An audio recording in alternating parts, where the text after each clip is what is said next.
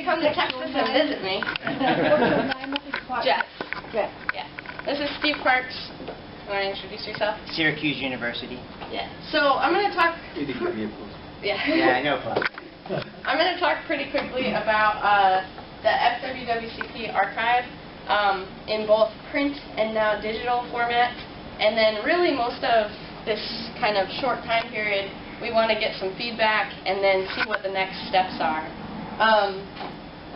So initially, the archive started out. Nick Pollard donated thousands of books from the FWWCP, which started in 1976, and kind of went and transitioned into the Fed in about 2008, right? And he donated thousands of books to London Metropolitan University, specifically the TUC, or the Trade Union Congress Library. And this was a couple years ago. And since then, Steve and I have both run classes in London for a couple weeks each summer, bringing Syracuse University students as well as other American students to London Metropolitan University to actually start sorting books, to start indexing them, noting who authored the books, who published them, which community groups they came from, which regions. We also created these publications with students and some of you in here, as well as members from the FWWCP who might no longer be part of the Fed. And so this book, Preserving Hidden Histories, documents kind of the creation of the archive, how it came about. Roy writes a letter about how it came about and why it's designed the way it is, which was really started based on FWWCP members and the way that they wanted it designed. And then the second book, Steve's class produced last summer, to kind of continue this, working in the archive as well as collecting poems and writing from all of you. So we have those two books. The archive, however, has moved recently. So it was at Holloway Road. Now it's at London Metropolitan University, near the Aldgate East stop. So it's on 25 Old Castle Street, in what's called the wash houses. It's a little bit difficult to find, so I'm hoping we can kind of brainstorm ways of getting people there. It's in the heart of the East End. It is in the East End, so. Another thing that's happened, so right now in the archive itself, there's close to 2,000 publications from groups all over England, Wales, Ireland, and they're all in the archive, physically located in there. They've been sorted, they've been indexed, and so that's all well and good, but now we need people to go there and see them and use them. The other thing that's happened in the past year is we've created a digital archive. So this is a website now that, this is just an image, but if you type in fwwcp.gn, this will actually pop up as the website. And so what it includes is project history, an overview of the collection, projects that are involved. You'll see some images of maybe some groups here. The project partners, and what we're most excited about right now is the collection database. Those are friendly faces right there. And these are my students at London Metropolitan organizing the text. So one of the best features about this is the database. And what it is, for instance, you can look up a group. Presentation is? Yes. Come on in. Roger, I'm going to pick on you for a minute. So for instance, if you wanted to see if Roger Mills has written anything that might be located at the archive, you can type in Roger Mills, and all of a sudden you get 3 books that he published. That guy's really good. So. You can look at the Good writer. Good writer. You can see here the date, author, the region, maybe some themes that emerge in the text, the genre, the publisher, ISBN number, and of course, you know, all of these were input by students and myself, and so there might be some errors, but we're really working on trying to make this as accessible as we can. And then the most exciting thing about this database is that eventually we would like to digitize everything. so that when you click on Roger Mills' book, you open it up, and there's a digital version that you can read online if you can't get to London Metropolitan University. And it's all accessible, and luckily we've gotten Roger's approval, I think. Well, you have now, yeah. Now, of course, yeah. And so the archive is designed, as I said, there's an opening page where it kind of gives people an overview of what the TheFED archive is, the FWWCP. And then you can search by region or theme. So regions, we have London, East of London, Yorkshire, Midlands, and a variety of regions, as well as the themes. Oh, here's the regions. We have themes. There's many of them. They're by no means perfect, for instance. You can look up war. If you're interested in mental health, you could look that up. And ideally, that will kind of render a search of whatever texts we have cataloged in those ways. And as I said, you can search individual people. And we're starting, right now we have about 30 books online that are digitized. But we'd like to get, hundreds of them if possible. But that takes time. And this is one other example of what it might look like. Sally Flood's book, for instance, when you click on the digitized version. And so really, what we want to talk about today, I wanted to show you this, but then we want to talk about two things in particular. The first one is, what would you like to see on the digital archive?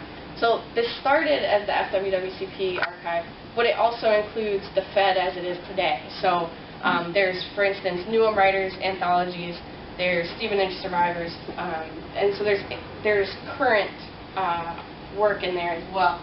So we want to see, what would you like to see as part of the archive? What can you imagine, like, if someone looks at it, what do you want to see? Do you want to see a timeline, more images? Because this is very much in the beginning. And then the second thing is, what can we do to promote the use of the digital and print archives?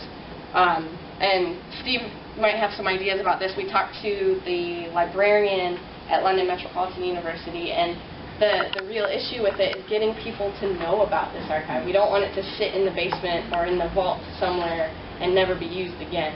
So that's something that I think, Steve, if you want to say something about that.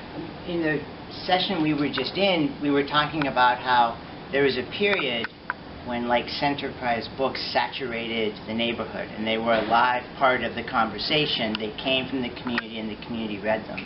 And it would be a real shame if what happens to all these books is they rest in a vault in an archive that the community never has access to again. So part of the digitizing is to sort of let people download if they have the ability to do that. But we're also thinking about ways that we can sort of broaden the interest.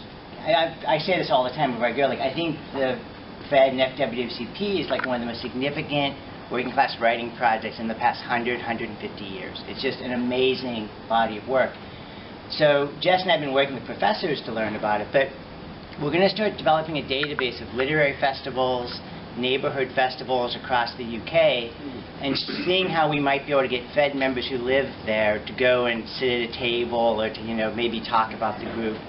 We're going to look at book festivals, see if we can get people to go to that. DIY publishing, zine publishing, is very popular, but in many ways the TheFED was doing that before it was called zine.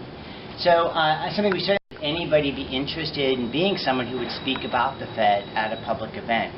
Would any of you be interested in finding some of your current old publications and reading them at a book festival? Would you be interested in visiting a public school, going to a university classroom? We want to make it alive to everybody of this generation, and we certainly need your help to do that. I will say one more thing that I forgot to mention is already the website, we haven't officially launched it. It's just it's sitting there in the world, but we haven't officially said, hey, everyone go look at this website. But what's been really interesting is that we've had probably about 6 inquiries already from people who have said, I was Googling my name and my father's book is published in this archive. How can I get a copy, or how can I see it? Or you mentioned Brick Lane in the East End. I used to live there. where can I read about it? So we have had inquiries about it already where people are interested in this history, they're interested in the writing, and they have connections to the writing. So I thought that's really exciting because we haven't, like I said, we haven't even announced it yet. And then, as some of you know, Centerprise, well, On the Record has just published a history of Centerprise, and they have a lot of new resources and a lot of press about that, and Centerprise is part of the FWWCP. And then Chris Searle, who was a big influence on it, also just published a book. So I feel like there's a renewed energy about this time period and this history, and so kind of locating those intersections and those resources to help us get the word out would be useful. So I guess for the rest of the time, we just want to brainstorm with everyone and see what your ideas are, how it can be improved, and what the next steps are. So any feedback or ideas or thoughts? Well, I've been sort of intermittently involved with the archive where it was at the TUC building, on and off. And it's really amazing to go there and well, now they've moved. It's really amazing to go there and see them physically. So it'd be good, or an idea might be to, if you had gangs of students or young people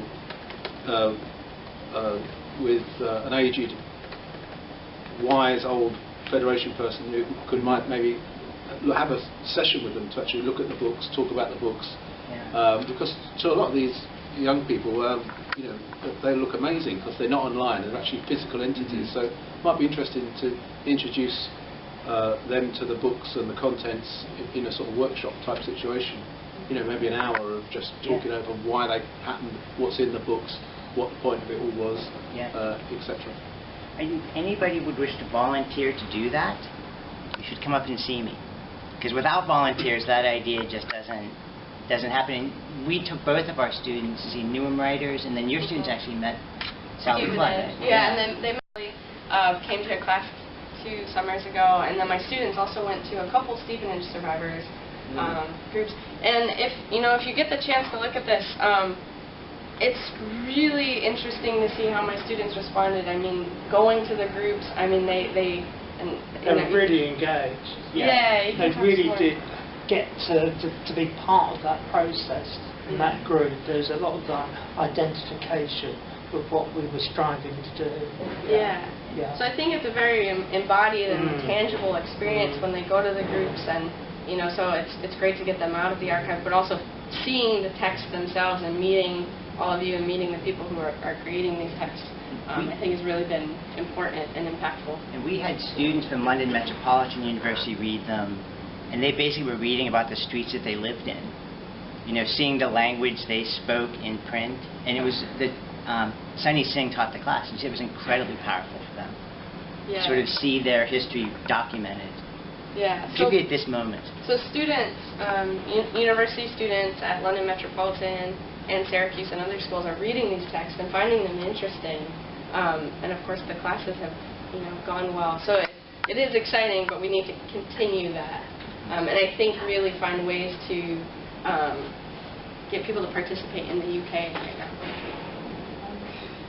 I mean, it's a different thing, but a friend of mine she runs the website and all the sort of social media thing for UEA's music events. So they have this sort of a cut-off point from when they refused to stage the Sex Pistols. So all that time they had all these kind of music concerts, and she's sort of getting all this interest and all this interaction, because what it is asking for people to send in their memories. So she's archiving the memories of people's reactions to the event, what they were doing, what was going on in their lives at the time. So I wonder whether, in a way, it's not just about the book, but what the book meant to people at the time, maybe, who was involved with the production of that book, maybe, all the stuff around it, is so interesting.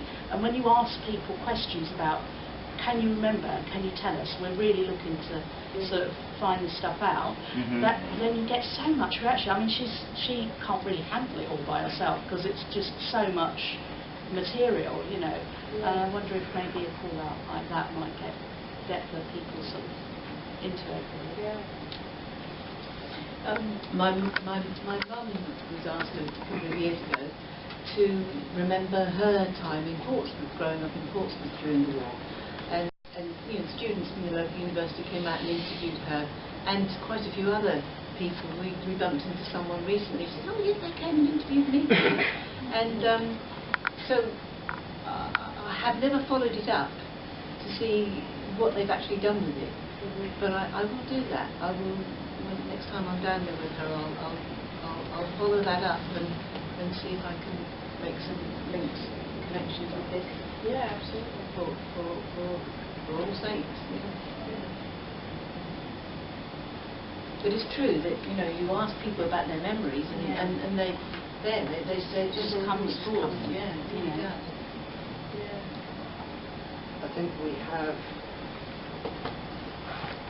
pretty much a unique opportunity to use a history not in a historical way, to create a new future, not just for the organisation whose history it is, namely the TheFED, but for a whole generation of people that know nothing about it, because the archive is a thing of absolute beauty. And anyone who fancies themselves as a reader of quality is well advised to look in it, because there's amazing stuff in it. It will need a lot of hard work from all of us if we're to push it forward, because this is a small organisation, it's relatively unknown, but the contacts are there. And yes, we need to get to universities and schools, colleges, to impress young people, because they're the ones who are the future, and they're the ones who are going to carry this thing forward with our help, any help that we can give them. And we already have a heady mix of higher education and people who've never been educated, which is one of the most beautiful combinations that you can possibly ever have. So we have the raw material in every sense, and it's just the hard work that we do. I agree with Steve.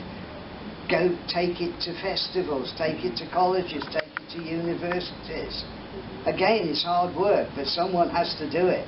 I am quite happy to be one of the people who does that. And I have sent a small amount of TheFED archive material, a person who may or not be able to help further this forward movement. But even if he can't do anything directly, he should be able to give me advice on how to move forward myself. And it has occurred to me that I could possibly get some local funding to run a day of community creativity, which would include readings from the archive. The therapy day as well, yes, but this would be a separate thing dedicated to something which can be a vehicle for the archive, because it has such an immense potential as both a therapeutic and an educational mechanism. And it wouldn't be a waste even if it never gets used, because it will be collected and it will be there. But we can make it come alive. And it would be a shame not to, after all the hard work that you guys have put into it. And we can do it. Well, We've just got to make the effort. I'm actually in the part of London where my mother was born and lived till she was about 25 when she moved to Baldock. And she lived in Holborn in a place called Red Lion Passage, and I don't even know if that still exists. They had a double-fronted antique shop that was bombed in the war. And my aunt left with just is it still here?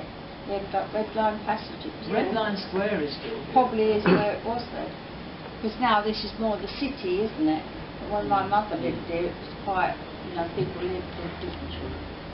I'd like to find out perhaps what sort of Well, I she think lived that in there's there. still quite a few people living in those flats over there. I don't quite know what they're like. I think they're council flats, That's a aren't long they? time ago, because I'm 67 now. 69, sorry, and like 70 years ago I'm talking, or even more. I work and live in the East End of London. There's an archive library next to Mile End Hospital, and they have a lot of photographs and whether you should be putting... Excuse me, could you speak up a bit? I can't hear you. I said I live and work in the East End, and I work sometimes in Mile End Hospital, and right next door there's an archive library about the East End, and maybe you want to get in touch with them to maybe do a partnership with them, because they've got all photographs of the Docklands, the areas that the people were writing in. They do, on the weekends, they do presentations of films and with going back in history. They rescued some film footage of the Docklands in the 70s, and they did a presentation, and they got the people that were in that video all grown up to attend. So that would be quite a nice link to this And so, for archive. instance, if someone, from the Fed could go to the festival and present even a 5-minute thing about... I'm close by, so I'll Yeah. be willing to do that. Yeah, that would be wonderful. What's the archive called? It's just the archive Bancroft library. Road Library. Bancroft Road. Hamlet. I think it's just called Hamlet's Archive. Yeah. Or Yeah. whatever, isn't it? Isn't there somewhere called East Side Community Heritage? Should be a similar sort of thing as well? I can't think where they are, it's just brainstorming. I think the TUC has a Toll Puddle Martyrs Day in Dorset, There's lots of displays and union banners and things like that. So it might be a good context for the Fed. Yeah, absolutely. It's already a part of the TUC library, but if there's an event going on as part of the TUC, that would be a great link. Yeah, it's sort of a major day in the year. Yeah. The Docklands also have a museum at West, do you know where the museum is? West Ferry Road or West? It's a naval museum. It's all about the docks and the London waterways. So I don't know if that's a connection. I actually had an aunt that was a money lender, and aunt now, she lent people money and made interest on it as well. Quite a bit of history around here. Yeah, I'm on the management group of the Feminist Library, and a lot of the other women that I work with are of a much younger generation, and I think there's a lot of possibility there, because that's a bunch of people who are really interested in making connections across generations.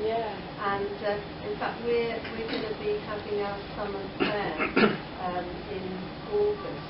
So if you fancy coming and doing a workshop there, that would be really brilliant. Where is it? It's by Lambeth North Tube Station.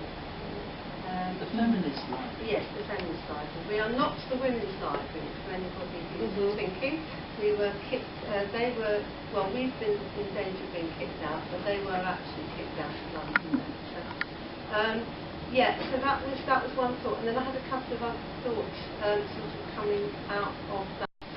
There's the Alliance of Radical Booksellers, who have got their book fair at Goldsmiths on the 24th of June, and you might still be able to get a stall there if you talk to them nicely. And then just that chap talking about the Toll Puddle Martyrs. I mean, the other place quite similarly fair to that, I can't remember the exact name of it, but in Norfolk, the Strike School, they have a festival. Yeah, Burston Strike School. Burston Strike, that's it. So that could be another place getting out to meet people. Yeah, thank you. That's so one of the things that when you were talking, it made me think of, for people interested in, so the theme it would be about women, but you can look in the archive about women talking about what it means to be a feminist, and there's stories of the suffragettes, and so people can even research that online if they're interested in making connections across generations. And there's some huge debate about feminist versus women's groups, and the whole history of that is in this archive. That would be really interesting to have somebody come and chat about that. Yeah. Also, there was a whole history of women's activism between the suffragettes and the women's liberation movement. Absolutely. And I thought some of the women who wrote to you, Martha, has been involved in some of that stuff. That's really, really interesting. Right. Yeah, thank you for that. And also, Lucy Parker, who's not here today, she's made several films, hasn't she? Yeah. And I think one of them was focusing on the women in the Fed. So I don't know if they will be available to be shown or presented in any way. Because I'm not sure how widely she's circulated them. Right. Yeah. So it might be worth getting in I'll touch with take a her. look at it. There's a place called Bishopsgate Institute in the Liverpool I've Street. heard of it. Yeah. They're really good. They're social history, socialist history stuff. It's got really good archives. Yeah, one of the things that we were talking about yesterday with the librarian is, Bishopsgate puts on events all the time. Unfortunately, because Steve and I live in the States, and we can't Which come is over here. unfortunate right now. Yeah. But if there's members here that, if we have pamphlets and books and maybe like a short presentation that someone could give, at Bishopsgate one time where it's about publishing or about community work or about a specific genre or a theme of writing, I think that's how we're hoping to get out, because Bishopsgate's already, they have huge events. You can link into that network. I think it would be really helpful. So we have a grant for a student to spend the summer developing a database of places that the Fed materials could be used, or Fed people could visit or give a talk, and also to digitize more of the books. So a lot of what you suggest, we're going to write down, develop this database, and hopefully once it's there, we can call upon you to sort of go to these events. It's hard to sort of feel in this room, which is sort of an antiseptic, slightly corporate university classroom, but the new generation of people doing zines see you as the folks that taught them what it would mean to do a community-based political zine. Like, they find you important. We have to figure out how to get you in touch with them so they can see the great work that you produced. And the database and people volunteering is one of the ways we hope to do it. Yeah. So I think we're pretty much out of time, but... One thing, before you leave, I do this when community organizing, you all have pieces of paper and pens. If you're willing to be somebody who will go to an event and speak about the Fed, write your name and your email. Or if you on a know piece of paper. an event happening, please write that down. Or if you know a particular, maybe like a theme or a topic that an event would be interested in, a presentation, that would be really, really helpful. So name, event, and maybe a digital site that could link to this site. If you put those 3 pieces of information down and set them on that table there, it will be brilliant. And it will help everybody begin to see what you guys all produced. Can you put the archive for a second? Yeah. And I think we're done. You're saying we're wrapped up, right, Jess? So this is the archive address. The physical... the archive, the physical address.